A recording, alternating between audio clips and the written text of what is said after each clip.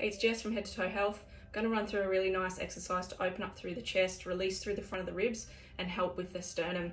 So for this one, you want to use just fingertips, move them from the center of the sternum out to the side until you feel some of the ridges, which are the ribs.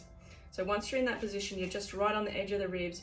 You're going to bring the shoulders forward and let the fingers come together. And then as you bring the shoulders back and open up through the chest, squeeze the shoulder blades together and just separate the fingers. So you're just putting a light pressure through those tissues there and encouraging the opening up of the ribs. You're doing this kind of movement with your fingers as you go. So this is a rhythmic exercise. If you really want to, you can hold in one position if you really find that stretch is opening things up.